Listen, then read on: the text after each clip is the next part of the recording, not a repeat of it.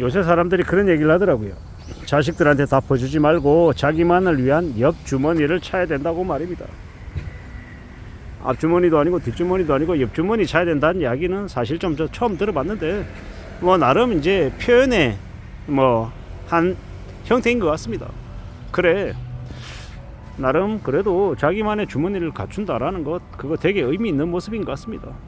그래, 자기만의 이제 돈주머니를 찬다라고 하면 되게 감사하고 고마운 일이죠. 남들이 아니라, 자식들이 아니라, 부모가 아니라 오직 자기 자신에게 쓸 수 있는 돈이 있다라고 하면 그보다 더 감사하고 고마운 일이 어디 있겠냐라는 겁니다. 그런 생각, 그런 마음을 갖는 게 훨씬 더 의미가 있고 가치가 있죠. 그런 것들을 잘 좀 헤아리며 사는 건 되게 의미가 있다라고 봅니다. 그래야죠. 그렇게 살아가야죠. 그렇게 지내는 게 맞다라고 봅니다. 누가 뭐라 해도 우리가 살아가는 현실들, 삶 속에서 자기만을 위한 돈은 꼭 필요하다. 특히나 나이가 들면 들수록 돈이 얼마나 큰 위력을 발휘하는지 사람들은 알아가더라는 겁니다. 지금처럼 이제 경제가 심상치 않잖아요. 경제가 되게 안 좋다, 어렵다, 예사롭지 않다라고 말할 때는 더욱더 그런 이제 생각들을 하기 마련인 것 같습니다. 그래, 성실하게, 착실하게, 우직하게 살아가려면 뭐가 필요하냐? 돈이 필요하다라는 거죠. 돈이 있어야, 돈이 충분해야, 그래야 이제 남 눈치 안 보고 살아가는 거죠. 저도 그렇게 살아가려고 마음을 먹는 거고요. 저나 이제 저희 집 애들이나 제 와이프나 살아가는 삶이 좀 넉넉하려면, 부족하지 않으려면 어떻게 해야 되겠습니까? 성실하게 열심히 일해서 부지런히 열심히 생활비 만들고 저축하고 또 살아가야죠. 그래야 된다라고 봅니다. 그렇게 살면 얼마나 좋겠냐라고 마음을 먹는 중인 거죠. 주변 사람들이 이래야 된다 저래야 된다 라고 얘기하는 것들 잘 좀 살펴보고요. 따져도 보고 헤아려 보기도 하고 그들이 하는 말에 귀 기울여 보고 그 말이 맞는지 틀리는지 판단도 해보고요. 그러고 살면 좋을 것 같습니다.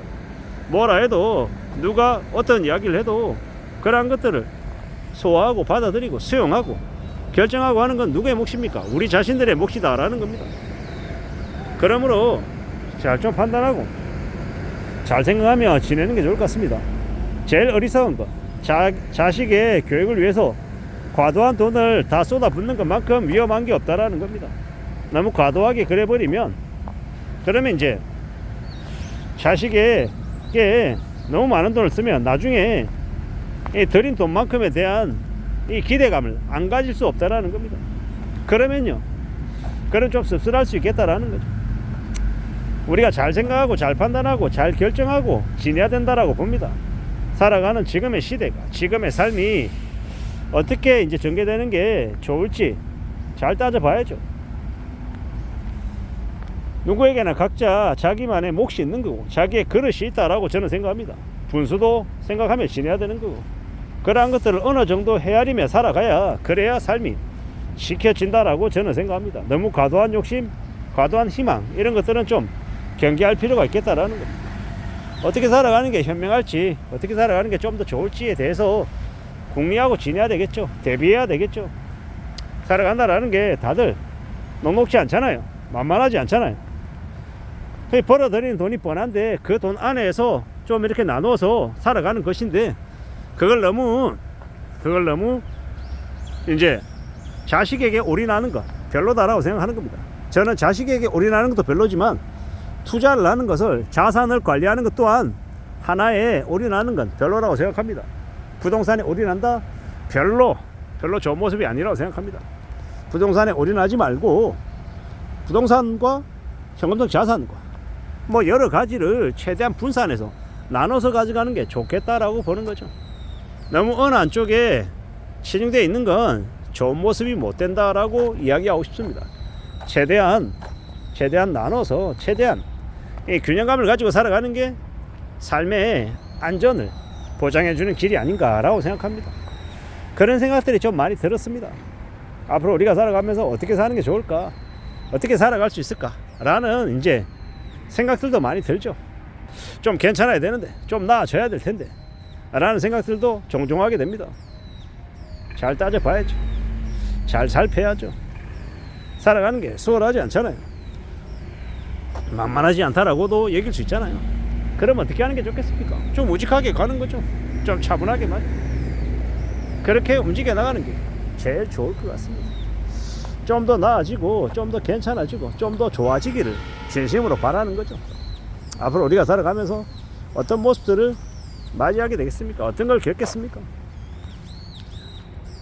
우리가 100만 원을 가지고 예를 들어 쓴다라고 하면 100만 원으로 하나를 그냥 다 사버릴 수도 있지만 여러 가지로 나눠 가지고 조금씩 뭔가를 결정할 수 있는 거고, 여러 가지 경우의 수가 있을 거라고 저는 보는 겁니다.